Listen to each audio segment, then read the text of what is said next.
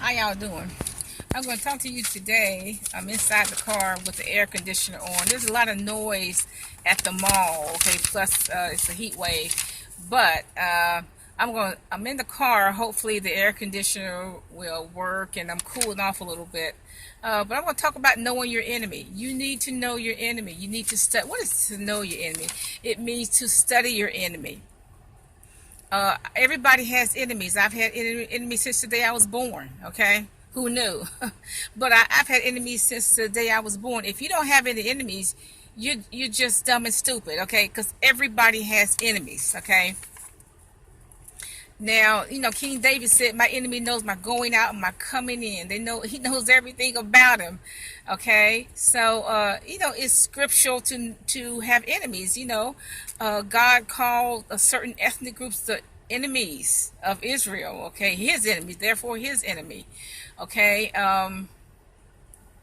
if you are a victim of child abuse and the abuse is coming from your mother, your father, your sister, your brother, your cousin, stepfather, stepmother, etc., etc., then they are your enemy. Okay, and you have to deal with them.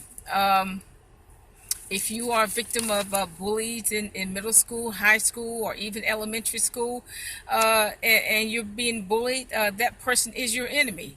And you know what? You need to study that enemy. Why is that person like that? You may find out that they live in the shack. They're dirt poor. Their father beats them, so they're taking it out on you. Um, like I said, when I was in high school, I had two persistent enemies, Geraldine and Sharetta, and I don't know why, because they weren't even in my social circle.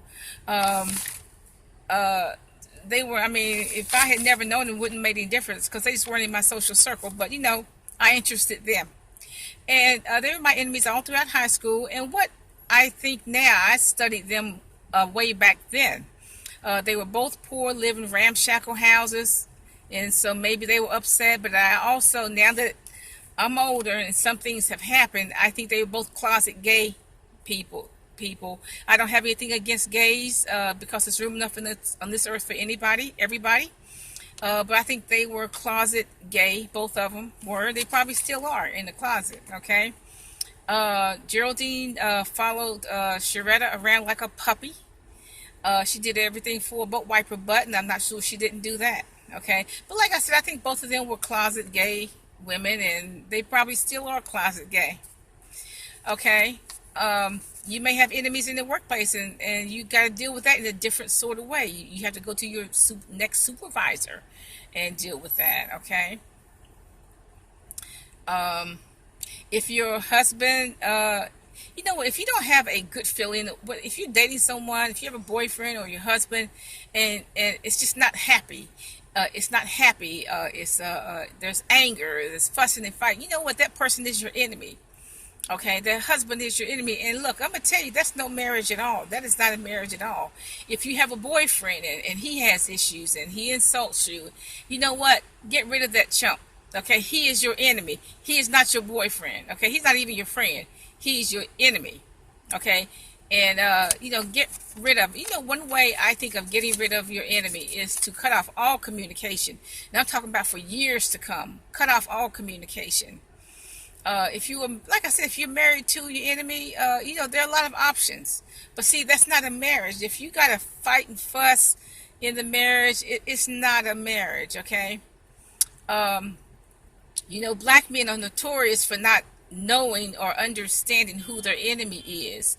So and so told them to meet them at 8th and Monroe Street. They go down there, pow, they're dead, gone to hell, and they are a statistic.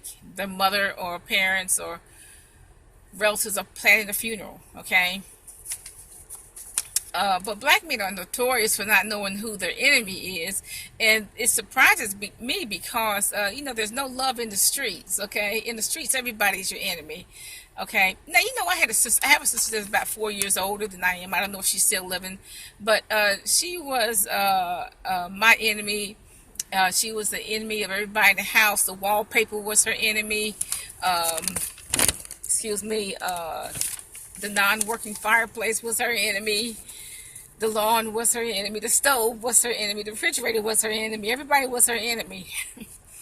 But over the years now, when I was that young, I couldn't process anything. But as I have gotten older, I've been able to process it, and I've studied her and kind of understood her as I've gotten older. And the truth was, she was a loser.